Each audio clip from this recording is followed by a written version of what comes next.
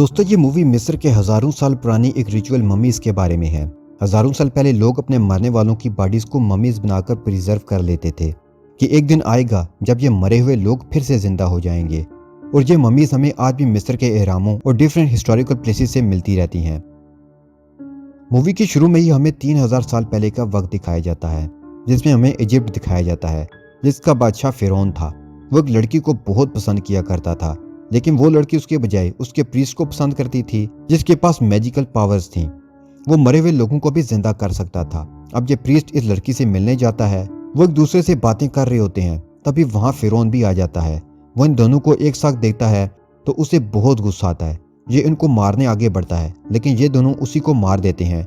वो लड़की इस प्रीस्ट को कहती है कि वो वहां से भाग जाए और मैं खुद को मार लूंगी और तुम तो मरे हुए लोगों को वापस ला सकते हो, तो तुम बाद में मुझे वापस ले आना। उसके बाद लड़की खुद को मार लेती है और प्रीस्ट को फिरौन के लोग वहां से ले जाते हैं। बाद में प्रीस्ट के लोग इस लड़की की डेड बॉडी को ले आते हैं और प्रीस्ट भी आ जाता है और इस बॉडी पर अपने मंत्र करने लगता है ताकि उसे वापस जिंदा कर सके। तो इसी दौरान फिरौन के सिपाही वहां आ जाते हैं और प्रीस्ट को पकड़ लेते हैं। वो सोचते हैं कि हम प्रीस्ट को बहुत बुरी सजा देंगे ताकि दोबारा कोई भी ऐसी संगीन गलती ना कर सके। वो प्रीस्ट को बांधकर जिंदा ही मम्मी में बदल देते हैं।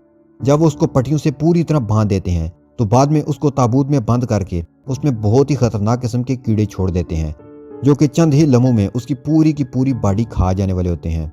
फिर उसके ताबूत को एक खास किस्म की चाबी से बंद कर दिया जाता है और कहा जाता है कि जो भी इस ताबूत को खोलेगा तो ये कर्स बनकर हम पर आएगा।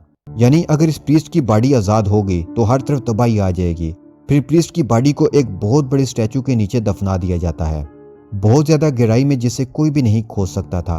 फिर बहुत अरसा गुजर गया और ये पूरा शहर आहिस्ता आहिस्ता मिट्टी के नीचे आने लगा और जो स्टैचू कभी बहुत बड़ा था अब मिट्टी में दबने की वजह से छोटा सा नजर आने लगा था। ये एक ऐसी जमीन थी जिसके लिए कई लोग लड़ते थे, कई जंगें होती थी कि इस जमीन को जीत लिया जाए, लेकिन किसी को इस बात का इल्म न था कि यहाँ प्रीस्ट की मम्मी है और उसकी पावर्स आज भी मौजूद हैं। आगे हम देखते हैं कि कुछ लोग एक फ्रेंच सोल्जर का पीछा कर रहे हैं और वो भागते भागते बिल्कुल इस स्टैचू के पास आ जाता है। पीछा करने वाले सिपाही डर कर भागने लगते हैं और उनके जाते ही जमीन में कुछ होने लगता है। वहां से मिट्टी ऊपर आने लगती है। इस फ्रेंच सोल्जर का नाम रिक होता है। वो भी ये देखकर घबरा जाता है। तभी वहां रेत पर एक शक्ल बनने लगती है तो वो भी ये देखकर वहां से भागने लगता है।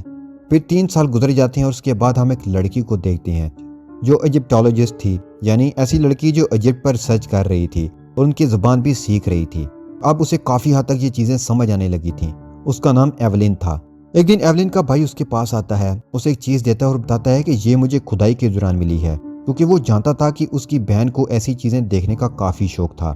एवलिन इसको चेक करती है तो इस दौरान ये खुल जाता है। हकीकत में ये इस ताबूत की चाबी थी जिसमें वो प्रीस्ट कई हजार सालों से जमीन के नीचे दफन था।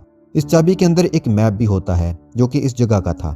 एवलिन ये देखकर काफी एक्साइटेड होती है और इस लाइब्रेरी के बॉस के पास जाती है जहां वो काम किया करती थी। वो उसे मैप दिखाती है और कहती है कि क्या आप मेरी हेल्प कर सकते हैं, लेकिन उसका बॉस उसे इनकार करते हुए कहता है कि वहां जाना किसी खतरे से खाली नहीं, क्योंकि जो भी वहां जाता है वो वापस लौट कर नहीं आता। वो उसे रोकने के लिए कहता है कि वैसे भी ऐसी कोई जगह नहीं होती। तो एवलिन उसे कहती है कि फिर ये भी अफवाह होगी कि जो भी वहां जाता है वापस नहीं आता, लेकिन मुझे वहां जाना है। फिर वहां एवलिन का भाई आ जाता है तो एवलिन उसे पूछती है कि सच में बताओ तुम्हें ये चाबी कहाँ से मिली। तो वो उसे बताता है कि मैंने उसे किसी आदमी से चुराया है। वो एक फ्रेंच सोल्जर था और अब वो एक जेल में है। वो जेल में उस आदमी से मिलने जाते हैं, यानी रिक से। वो रिक से इस जगह के बारे में पूछने लगते हैं तो वो उन्हें कहता है कि मैं एक शर्त पर तुम्हें वहां ले जाऊंगा अगर तुम मुझे यहाँ से बचा लो, क्योंकि आज मुझे फांसी है। जो आदमी रिक को फांसी देने वाला होता है, एवलिन उसे ऑफर करती है कि मैं तुम्हें पैसे दूंगी और वो पैसे रिक की वजह से हमें मिलेंगे, क्योंकि रिक को एक खजाने का इल्म है। तो वो आदमी रिक को लालच में आकर छोड़ देता है और अब वो तीनों जाते हैं उस जगह की तरफ। वो शिप में होते हैं तो देखते हैं कि बाकी लोग भी खजाने की तलाश में उसी जगह जा रहे होते हैं। एवलिन उसे कहती है कि इस जगह एक बुक भी दफन है जिसके अंदर काफी मैजिक लिखे हुए हैं। फिर हम देखते हैं कि वो लोग वहां पहुंच जाते हैं।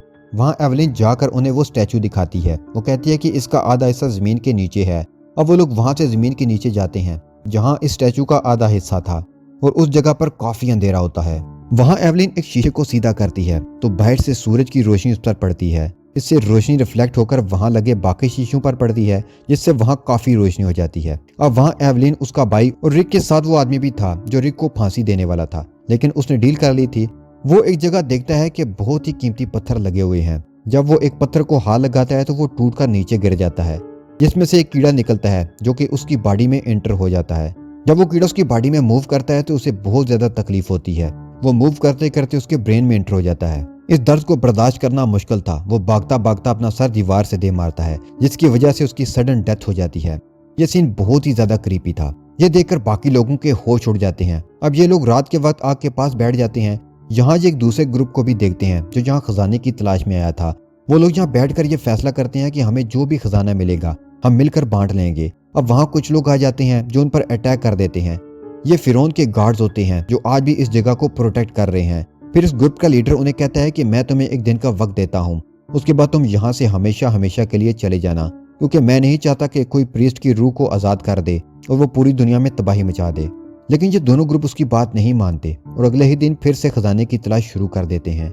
दूसरे ग्रुप को एक ट्रेजर बॉक्स मिलता है। देखने में लगता है कि इसमें कोई खजाना होगा, लेकिन ऐसा नहीं था। इस बॉक्स के बाहर एक वार्निंग लिखी हुई थी कि किसी ने भी मरे हुए इंसान को जिंदा किया तो वो उनका कर्ज बन जाएगा जो उन पर ही पड़ जाएगा। जो भी इस बॉक्स को खोलेगा प्रीस्ट की सोल उसे मार देगी, फिर वो उसका खून चूसकर इस दुनिया में आ जाएगा। लेकिन वो सब कहते हैं कि यह सब फजूल बात है, ऐसा कुछ भी नहीं होता। इसी के साथ वो लोग बॉक्स खोल देते हैं। उसके अंदर एक बुक होती है। ये वही बुक थी जो प्रीस्ट इस लड़की को जिंदा करने के लिए पढ़ रहा था। उस पर एक ऐसी जगह बनी थी जिस पर एवलिन के पास मौजूद चाबी लग सकती थी। वो लोग जिस जगह बैठे होते हैं वहां एक ताबूत आकर गिरता है। उस पर भी सेम निशान होता है जहां चाबी लग सकती थी। वो उस ताबूत को खोलते हैं तो उसमें से काफी धुआं निकलता है, साथ में इस प्रीस्ट की जली हुई डेड बॉडी भी। एवलिन कहती है कि मैंने आज तक ऐसी डेड बॉडी नहीं देखी। सब रात को सो रहे होते हैं। एवलिन वो बुक लेकर रिक के पास आती है और कहती है कि ये वो बुक नहीं जो मुझे चाहिए। हो सकता है ये किसी काले जादू की बुक हो। वो अपने पास मौजूद चाबी से उसे खोलने लगती है और उसमें कुछ स्पेल्स लिखे होते हैं कि जो मर चुका है वो वापस आ जाए। वो जैसे ही ये बोलती है तो प्रीस्ट की मम्मी में जान आ जाती है और कई तरह के कीड़े उन पर अटैक कर देते हैं। इन सब से बचते हुए एवलिन सबसे अलग हो जाती है। प्रीस्ट की मम्मी इस आदमी के पास पहुंच जाती है जिसने वार्निंग के बावजूद वो बॉक्स खोला था। वो उसकी आंखें निकालकर खुद में लगा देती है और अब बढ़ती है एवलिन की तरफ। तो वहां रिक आ जाता है और गोलियां चलाने लगता है और वहां से बाहर आ जाता है। बाहर आता है तो फिरौन के गार्ड उसे मिलते हैं। वो कहते हैं कि मैंने तुम्हें कहा था कि तुम लोग यहाँ से चले जाओ। अब प्रीस्ट की मम्मी आज़ाद हो गई है, अब यह सबको मार डालेगी। रिक कहता है कि हम यहाँ से चले जाते हैं, लेकिन एवलिन कहती है कि हमने ही इस मम्मी को आज़ाद किया है, अब हम ही इसे मारेंगे। उसके बाद हम देखते हैं कि शहर के हालात बदलने लगे हैं और शहर पर आग बरसने लगी है और सब कुछ तबाह होने लगता है। मम्मी उसी आदमी के पास जाती है जिसकी उसने आंखें ली थी। फिर वो उसकी स्किन भी ले लेती है और उसका सारा खून भी। वो सब मिलकर उस जगह जाते हैं जिस जगह वो मम्मी होती है। रिक उस पर काफी फायरिंग करता है लेकिन उसका इस पर कोई भी असर नहीं होता। लेकिन तभी वहां पर एक बिल्ली आ जाती है जिसे देखकर वो मम्मी डर जाती है और उन लोगों को भी समझ आ जाता है कि मम्मी बिल्ली से डरती है। रिक फिरौन के गार्ड के पास जाता है और उनसे पूछता है कि वो बिल्ली से क्यों डर रहा था। तो वो बताता है कि बिल्लियां भी हमारे साथ इस जगह को प्रोटेक्ट करती हैं और वो प्रीस्ट समझता है कि ये बिल्लियां उस पर अटैक कर देंगी। लेकिन एक दफा वो पावरफुल हो गया फिर वो बिल्लियों से भी नहीं डरेगा। वो लोग समझ जाते हैं कि प्रीस्ट की मम्मी इन लोगों को मार कर ही जाएगी जिन्होंने वो बॉक्स खोला, और उन लोगों में से एक को तो वो पहले ही मार चुका था। फिर एवलिन बताती है कि जब मम्मी ने उसे देखा तो उसने उसे उसी नाम से पुकारा जिसे फिरौन पसंद किया करता था, जिसके साथ उस प्रीस्ट का रिलेशनशिप था। तो वो गार्ड उसे कहते हैं कि ये तो बहुत बुरा हुआ। इस दुनिया में वापस आकर जो सबसे पहला काम उसने करना था वो इस लड़की को वापस लाना था और उसके लिए वो तुम्हें सेक्रीफाइस करेगा, इसीलिए वो तुम्हें उस नाम से पुकार रहा था। लेकिन तुमसे पहले वो उन 3 लोगों को मारेगा। इन 3 लोगों में से एक भाग जाता है और उसी के पास वो मैजिकल स्पेल्स वाली बुक होती है जो कि उसे चाहिए थी इस लड़की को जिंदा करने के लिए जिसे वो पसंद करता था। रिक अपने साथियों के साथ उस आदमी का पीछा करने जाता है, लेकिन वहां पहुंचकर वो देखता है कि मम्मी वहां पहले ही पहुंच चुकी है और उस आदमी को मारकर वो बुक भी हासिल कर चुकी है। उसके बाद वो 2 आदमियों में से एक के पास जाकर उसे भी मार देता है। अब प्रीस्ट की शक्ल और बॉडी पहले से काफी बेहतर थी। फिर वो एवलिन के कमरे में रेत बंद कर जाता है। वो वहां बैठकर उसे देख ही रहा होता है और उसे उठाने का सोच ही रहा होता है कि वहां रिक आ जाता है। उसके हाथ में बिल्ली थी क्योंकि वो जानता था कि वो प्रीस्ट बिल्लियों से डरता है। फिर वो एवलिन को बताता है कि अगर एक बुक से वो इस दुनिया में आया तो जो बुक तुम ढूंढ रही हो उस बुक से वो वापस भी जा सकता है, लेकिन वो बुक मिलेगी कहाँ पर। तो एवलिन रिसर्च करती है। उसे पता चलता है कि ये बुक एक दूसरे स्टैचू के नीचे दबी हुई है जो कि इस जगह की दूसरी तरफ है जहाँ प्रीस्ट की बॉडी थी।